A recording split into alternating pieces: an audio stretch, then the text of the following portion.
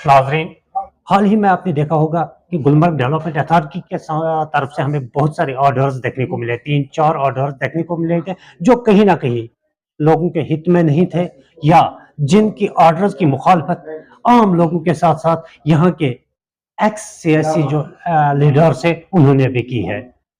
हाल ही में एक ऑर्डर आया कंस्ट्रक्शन के हवाले से जीडीए की तरफ से, उस ऑर्डर की भी बड़े पैमाने पे बाज़ाब्ता तौर पर मुखालफत हुई है, अगर प्रोटेस्ट भी उसके आगे हुआ है। बाद में सीईओ गुलमर्ग ने बाज़ाब्ता तौर पर लोगों को इत्मीनान में लाया था और ये कहा था कि हम इस ऑर्डर में बाज़ाब्ता तौर पर अब चेंज लाएंगे और इस ऑर्डर में जहाँ कहीं भी लोगों के जो बात लोगों के हित में नहीं होगी उसको हम बाज़ाब्ता तौर पर मॉडिफाई करने जा रहे हैं।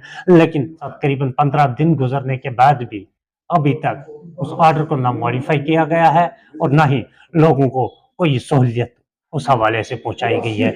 इसी ज़मीन में आज हमारे साथ में बात करने के लिए मौजूद है एडवोकेट तजंदर सिंह साहब। इनसे हम जानेंगे और कानूनी जवाज़त के हवाले से देखेंगे कि कहीं ना कहीं जो ये ऑर्डर है ये कि हमारे कॉन्स्टिट्यूशन के साथ कहीं पंचायत राज एक्ट के अगेंस्ट तो नहीं जा रहे हैं या किसी कॉन्स्टिट्यूशन अगेंस्ट तो नहीं जा रहे हैं जो हाल ही में हमें ऑर्डर्स देखने को मिले हैं। बात करेंगे डायरेक्टली तजंदर सिंह साहब से। सर, सबसे पहले आपका खुशामदीद करते हैं। शुक्रिया आपका अशरफ साहब, आपने मौका दिया मुझे बात करने के लिए। Thank you so much sir. हाल ही में महकमे जीडीए की तरफ से जो ऑर्डर्स नजर आए, इससे पहले जब हम बात करेंगे, एक बार आपने भी बाज़ाब्ता प्रोटेस्ट किया था, हंगर से ट्रैक पे आप चले गए थे जब सर्विस प्रोवाइडर्स के अगेंस्ट एक ऑर्डर देखने को मिला था। हालांकि उसमें तो फिर थोड़ा बहुत मॉडिफाई उस ऑर्डर को किया है, अगर 100% नहीं तो कम से कम 30% रिलैक्सेशन मिली उस ऑर्डर में।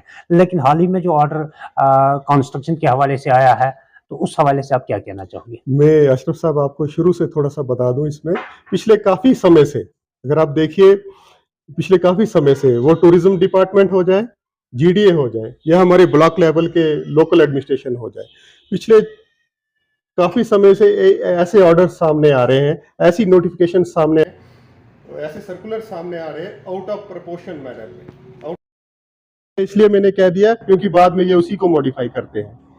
तो पहले, सबसे पहले अगर मैं आपको बात करूं, इन्होंने पहले सर्विस प्रोवाइडर्स को विक्टिमाइज किया इसमें, उसके बाद ट्रांसपोर्टर्स को किया इन्होंने।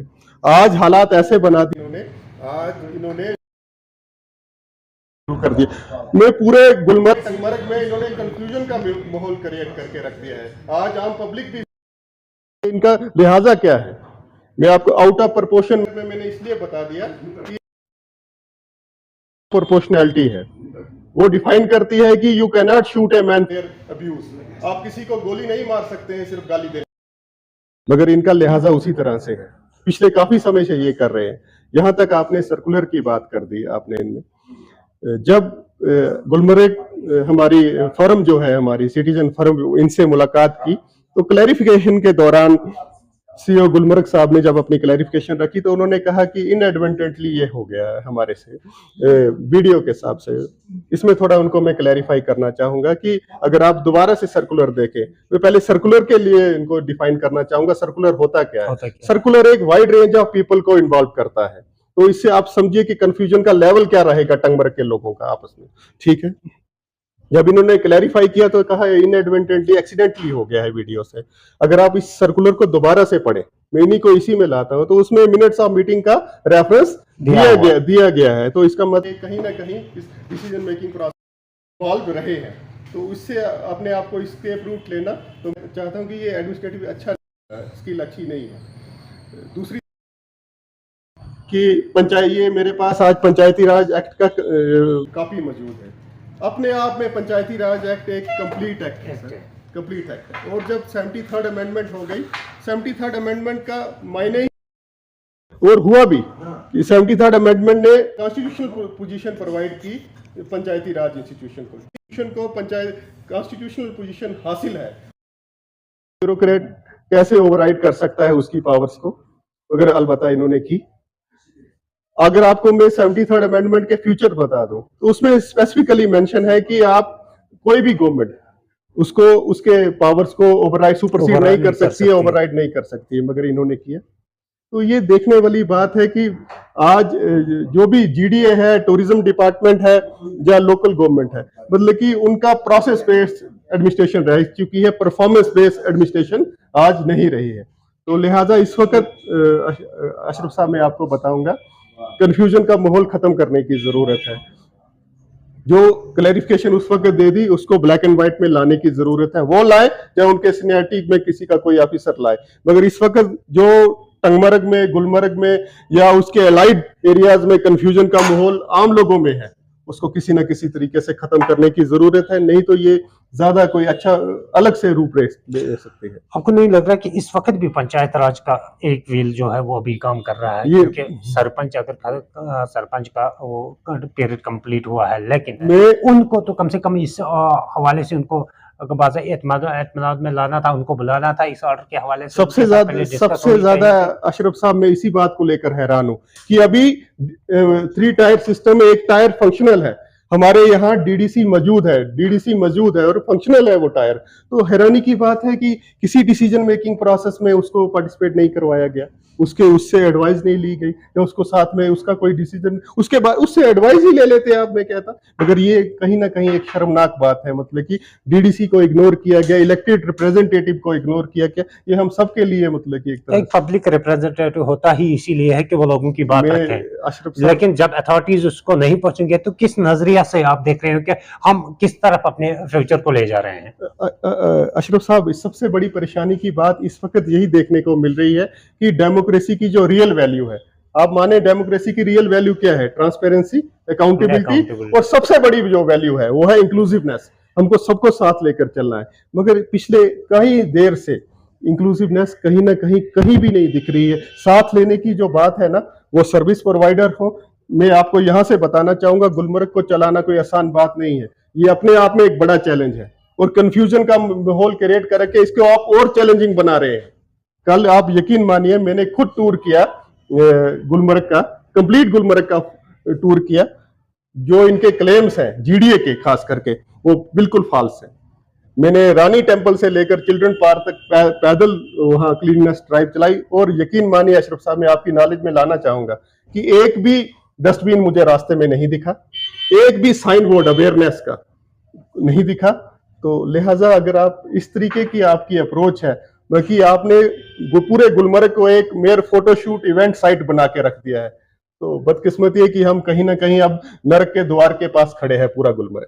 हर साल हमें दवाएं मिल देख रहे हैं मौसमी जीडीए की तरफ से, उसको मेंटेन किया हमने, गुलमर्ग में वो किया हमने, गुलमर्ग में ऐसे डेवलप किया, इतने टूरिस्ट को हम वहाँ पर अकोमोडेट कर रहे हैं। क्या जब हम ग्राउंड लेवल पे जाएंगे, ग्राउंड लेवल की रियलिटी क्या है? क्या वो डेवलपमेंट की नजर आ रही है गुलमर्ग में? मैं आपको बताऊं कि मैंने कल भी इस बारे में बात की। एक तो 2-3 रीजन मैंने उस वक्त भी रखे। एक तो हमें ब्लेम गेम से बाहर आना पड़ेगा। अगर हमारा सुप्रीम चेयर है इस वक्त सीओ की यहाँ, अगर वही चेयर हमें ब्लेम गेम में डालेगी तो बाकी लोग क्या सीखेंगे उससे? दूसरा, हमें एक्सेसिव रूल्स एंड रेगुलेशन से बाहर आना पड़ेगा। ये आपको कोई गोल अचीव नहीं करने देगी। जितना आप ज्यादा एक्सेसिव रूल्स एंड रेगुलेशन की तरफ जाएंगे, आप गोल से डाइवर्ट हो जाएंगे। और तीसरी बात, इंक्लूसिविटी की कमी है हमारे में। अगर एक आदमी अपने आप को कॉम्पिटेंट मानता है और इतनी बड़ी, अल्लाह ने उसको इतनी बड़ी इज्जत दी है और चेयर बख्शी है, तो उसका फर्ज बनता है कि सभी को साथ लेकर चला जाए। मगर ये चीज पिछले काफी समय से यहाँ खत्म दिख रही है। मैं आपको बताऊं, कल मैंने गुलमर्ग में पोनीवाला के साथ भी मीटिंग हुई, वैली गाइड्स के साथ भी मीटिंग हुई, जितने भी अलाइड इनके सेक्टर्स हैं, शॉपकीपर्स हैं, ट्रेडर्स हैं, सभी के साथ, सभी में मायूसी है। सभी कह रहे हैं कि इस वक्त हम भूख की कगार पर आ चुके हैं, और सुनने वाला कोई भी नहीं है। मैं नहीं कहता कि ये किसी को इनवाइट नहीं करते होंगे, मगर एक माहौल तैयार करिए जिससे कि सभी को साथ। जो हाल ही में सर्कुलर सामने आया है, क्या लग रहा है अगर वो सर्कुलर अपनी जगह स्टैंड रहता है तो लोगों को कितनी ज्यादा उससे मुश्किलात? मैं इसमें कुछ बातें आपके सामने रखना चाहूंगा। आप देखें, टंगमर्ग एक ऐसा इलाका है यहाँ फायर इंसिडेंट रेगुलर बेसिस पे होते रहते हैं। नेचुरल कोलैप्स तो कभी भी किसी के साथ भी हो सकता है। और साथ में जो गवर्नमेंट ऑफ इंडिया की स्कीम है PMAY के तहत बेनिफिशरीज आते हैं, जो उनको इमीडिएट कहीं ना कहीं उनको बिल्डअप करना पड़ता है अपने लिए। तो लिहाजा मुझे बताइए, सबसे पहले मैं इन्हीं को ले लेता हूँ, आपको सबसे ज्यादा अफेक्टेड कौन रहेंगे? क्या इस बारे में, इस ऑर्डर में कहीं उनका जिक्र हुआ कि उनके लिए इनकी क्या अप्रोच है, उनके बारे में कोई जिक्र हुआ? मैं इन्हीं से शुरू कर देता। दूसरा, आप देखिए, मैं आपको एक नॉलेज में और बात लाना, ट्रांसफर पॉलिसी, टूरिज्म पॉलिसी बनी है 2020 में, इसको अप्रूव किया है एडमिनिस्ट्रेटिव काउंसिल ने। उस टूरिज्म पॉलिसी 2020 के दौरान उन्होंने 10 साल का प्लान बनाया है अशरफ साहब। 10 साल के प्लान में उन्होंने लिखा है कि जो भी फेमस टूरिस्ट डेस्टिनेशन है उसके 2 किलोमीटर के रेडियस के अंदर हमें इंफ्रास्ट्रक्चर को डेवलप करना है, ये उन्होंने स्पेसिफिक मेंशन किया है। और उसी टूरिज्म पॉलिसी के तहत इन्होंने कहा है कि हमें पर ईयर 4000 लोगों को ट्रेनिंग इम्पार्ट करनी है टूरिज्म से रिलेटेड। और उसी टूरिज्म पॉलिसी में इन्होंने मेंशन किया है कि हमें 50,000 हर साल एम्प्लॉयमेंट जनरेट कर रही है टूरिज्म से। ये सब क्लेम इनके मतलब कि कहीं ना कहीं इधर से नेग्लेक्टेड है। तो मुझे बताइए ये कितना बड़ा लॉस करने जा रहे हैं इन चीजों से, इस ऑर्डर से या और चीजों से कितना बड़ा नुकसान होने जा रहा है, इनको शायद इस चीज का खुद भी अंदाजा नहीं है। तो मैं इस वक्त खास करके आपके माध्यम से कमिश्नर सेक्रेटरी आरडीडी जो शाहिद इकबाल साहब हैं उनसे रिक्वेस्ट करूंगा कि आप इंटरवीन करिए इसमें और इस मसले को कहीं ना कहीं वाइबल सोल्यूशन की तरफ लाइए। नहीं तो अलबत्ता गरीब आदमी से लेकर एक जो रोजी रोटी कमाता है उस पर भी असर पड़ रहा है और काफी बड़ा असर पड़ने वाला है इससे। Thank you so much sir हमारे साथ बात करने के लिए। तो नाजरीन ये बात कर रहे थे हमारे साथ एडवोकेट तजमदार सिंह साहब, जरूरत इस बात की है कि जो भी ऐसे ऑर्डर्स है उनमें तब्दीली लाना वक्त की अहम जरूरत है।